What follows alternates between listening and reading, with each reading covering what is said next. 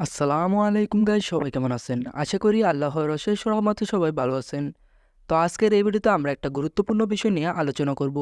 বিষয়টা হলো আমরা যারা বাংলাদেশ সেনাবাহিনীর মাঠ পরীক্ষা দিতে যাব তাদের প্রত্যেকেরই বিষয়টা জানা দরকার যে বাংলাদেশ সেনাবাহিনীর মাঠ পরীক্ষায় মোবাইল চার্জ করা হয়, অর্থাৎ আপনার মোবাইল পরীক্ষা করা হবে।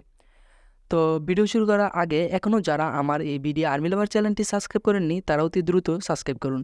এখানে বিভিন্ন বাহিনী সম্পর্কিত সকল প্রকার ভিডিও পাবেন ইনশাল্লাহ। তো দেখুন, বাংলাদেশ সেনাবাহিনী একটা ভদ্র বাহিনী এবং সুশৃঙ্খল একটা বাহিনী। এখানে যারা চাকরিরত এবং যারা নিয়োগপ্রাপ্ত হন তারাও অবশ্যই ভদ্র হতেই হয়। আপনি অশ্লীল কিছু দেখবেন কিংবা অশ্লীল কিছু কাজকর্ম করবেন তাহলে কিন্তু আপনাকে এই বাহিনীতে নেওয়া হবে না। তো বাংলাদেশ সেনাবাহিনীতে যে সময় মাঠ পরীক্ষা দিবেন, প্রথমে আপনার মাঠ পরীক্ষায় গেলে আপনার বর্তমানে মোবাইলটা নিয়ে নেওয়া হয় এবং মোবাইলটা নেওয়ার সময় একটা গুরুত্বপূর্ণ বিষয় হলো আপনার মোবাইলের সাথে তারা একটা টোকেন দিয়ে দিবে। অর্থাৎ দুইটা কাগজ থাকবে, দোনোটা কাগজের সংখ্যা লেখা থাকবে একরকমই। ধরেন দোনোটা কাগজের সংখ্যা এক এক, একটা কাগজ থাকবে আপনার মোবাইলের সাথে, আরেকটা কাগজ থাকবে আপনার সাথে। অর্থাৎ একটা টোকেন দিবে আপনাকে এবং এই টোকেনটা পরবর্তীতে দেখিয়ে আপনার মোবাইলটা আপনি আবার নিয়ে যাবেন মাঠ শেষে। তো দেখুন, প্রথমে আসি যে মোবাইল নেয় কেন, অর্থাৎ মোবাইল পরীক্ষা কেন। তো বাংলাদেশ সেনাবাহিনী হলো একটা ভদ্র বাহিনী। এখানে যারা নিয়োগপ্রাপ্ত হবেন তারা অবশ্যই ভদ্র হতে হবে। তো বর্তমানে কিন্তু মোবাইল ছাড়া কোনো ছেলে মেয়ে নেই। মোবাইল তার একটা পার্সোনাল বিষয়।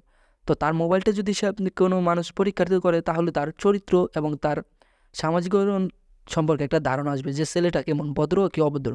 কারণ মোবাইলটা হলো দুটা দিক আছে, ভালো দিক খারাপ দিক। অনেকে তা ভালো দিকে ইউজ করে, অনেকে তা খারাপ দিকে ইউজ করে। তো আপনার মোবাইলটাও যদি পরীক্ষা করা হয় তাহলে কিন্তু স্যারেরা বুঝতে পারবে যে আপনি কীরকম। অর্থাৎ আপনার মোবাইলে ধরেন একটা বন্দুকের ছবি আছে কিংবা একটা ধারালো কোনো অস্ত্র আছে না, যেমন ছুরি চাপাটি এরকম কোন বস্তুর ছবি আছে, তাহলে আপনাকে জিজ্ঞাসা করা হবে যে এই ছবিগুলো কিসের। আবার অনেকে দেখা যায় যে মোবাইলে অশ্লীল কিছু ছবি কিংবা ভিডিও থাকে ডাউনলোড করা, তো ইত্যাদি থাকলে কিন্তু বাংলাদেশ সেনাবাহিনীর মাঠ থেকে বাদ দিয়ে দিবে সরাসরি। একবারে আপনারা ফিট যত হন, লিখিত পরীক্ষা যত মন চায় তত পান, আপনাকে বাদ দিয়ে দিবে যদি অশ্লীল কোনো ছবি কিংবা ভিডিও পাওয়া যায়। তো এই ছিল মোবাইল দেখার কারণটা বা কী কী দেখে এই বিষয়টা। তো এখন অনেকে বলতে পারে যে আমার মোবাইল তো লক দেওয়া, তারা লক কীভাবে জানবে? তো এটা হলো আপনারা যে সময় লিখিত পরীক্ষা দিবেন তার আগে অথবা পরে আপনাকে আরেকটা কাগজ দিবে।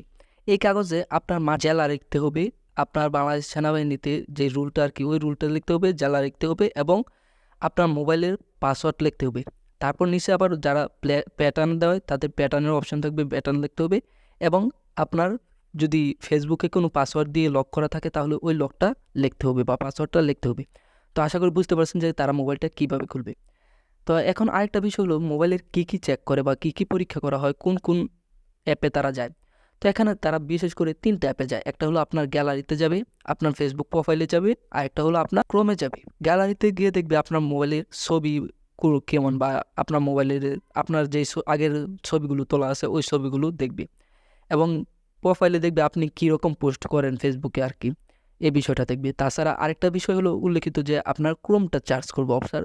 আপনার ক্রোমের যে চার্জ অপশনটা আছে এটা দেখবেন এমবি কিংবা ডাটা লাগে না এটা পরীক্ষা করতে, এমনিতেই এটা দেখা যায় যে কী কী চার্জ করছেন। তো চার্জের এই অপশনটা দেখবে।